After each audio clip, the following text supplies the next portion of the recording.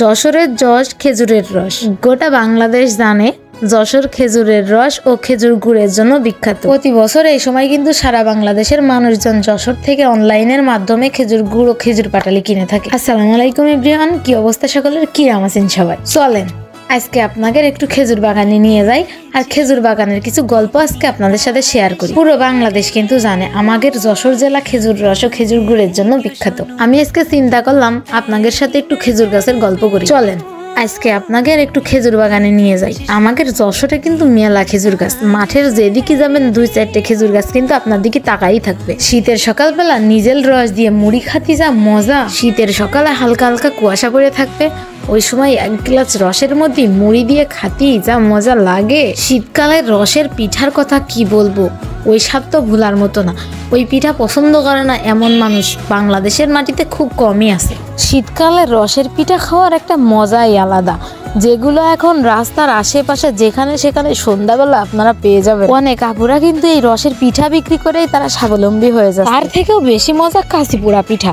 কাশিপুরা পিঠা দিয়ে ঝোল গুড় খাওয়ার যে স্বাদ, ওই স্বাদের কথা মনে করলে তো আমার এখনই জিভায় পানি চলে আসছে। খেজুর গুড়ের পাটালির কথা আর কি কব, নারকেল পাটালির কথা তো না করলেই নয় আপনাদের সাথে। পুরো বাংলাদেশের মানুষ কিন্তু অনলাইনের মাধ্যমে যশোর থেকে পাটালি কিনে। আমাদের যশোরের অনেক আপুরা ভাইয়ারা কিন্তু যশোর থেকে পুরো বাংলাদেশেই খেজুর গুড় ও খেজুর পাটালি অনলাইনের মাধ্যমে বিক্রি করে থাকে এবং বিক্রি করে তারা কিন্তু দারুণ স্বাবলম্বী হয়েছে। আবার ডাক্তাররাও কিন্তু চিনির বদলে অনেক সময় গুড় খাতি করে। কেন জানেন? চিনির থেকে গুড়ি আবার অনেক বেশি উপকার। চিনির থেকে কিন্তু গুড়ির পিঠা খাতি আরো বেশি মজা লাগে।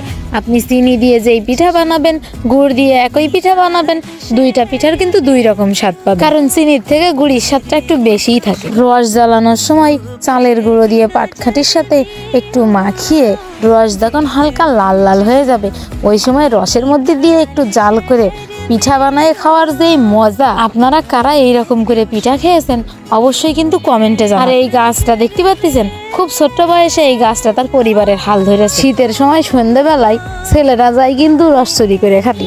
আমিও একবার ছোটবেলায় সকালবেলা গেলাম রস চুরি করে খাতি, যাই এটা দাবর খেয়ে চলে আইসি।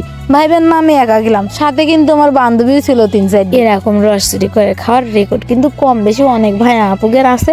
যাদের আছে তারা আমার ভিডিওর কমেন্ট বক্সে কয়ে যাবে। যশোরের খেজুরের গুড় আর খেজুর পাটালি কিন্তু পুরো বাংলাদেশেই বিখ্যাত। অরিজিনাল একদম খাঁটি খেজুর রস আর খেজুর গুড় খাতি হলে কিন্তু আমাকে যশোরে আসতে হবে। আপনাদের সবার কিন্তু যশোরে খেজুরের রস ও খেজুরের গুড় খাতি আসার দাওয়াত রইল। অবশ্যই কিন্তু এই শীতে এসে খেজুর রস ও খেজুর গুড় খেয়ে যাবেন। খেজুর গুড়ের পাটালি দিয়েই কিন্তু ভাপা পিঠে বানানো হয়। শীতকালে আপনারা বাজার ঘাটে যেদিকেই তাকাবেন দেখবেন ভাপা পিঠে বিক্রি হচ্ছে। আপনাদের তো কইলাম আমি আপনাদের আজকে খেজুর বাগানে নিয়ে আসি। তা যশোরের মানুষ তো অলরেডি আমার ভিডিও দেখে বুঝতেই পারে গেছেন যে আপনাদের আমি ঠিক কোথাকার খেজুর বাগানে নিয়ে গেছিলাম। যারা জানেন না তাদেরকে আমি বলে দিচ্ছি, এটা কিন্তু বিমানবন্দরের পাশে বাইপাস রোড।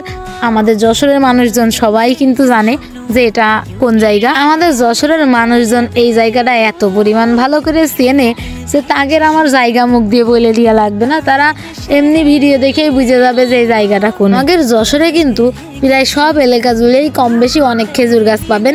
এই জন্য বোধহয় আমাদের যশোরে এত বেশি বিখ্যাত খেজুর রস ও খেজুর গুড়। আপনারা যখন মাঠে যাবেন তখন দেখবেন খাম্বার মতো একটা গাছ, মাথার উপরে কিছু চুল নিয়ে দাঁড়ায় আছে। রস যখন শেষের দিকে চলে যায় তখন কিন্তু খেজুর গাছ ছাড়ে মেথি, আর সেই মেথি খাতেও কিন্তু বেশ ভালোই লাগে। আমি কিন্তু গত একটা ভিডিওতে আমি এভাবে ভয়েস দিয়েছিলাম, তো এই ভয়েসটা আপনাদের অনেক বেশি পছন্দ হয়েছিল।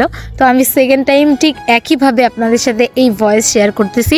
কেমন লাগছে অবশ্যই আপনারা কমেন্টে জানাবেন। সবাই বলবে যশোরের মানুষ এইভাবে কথা বলে।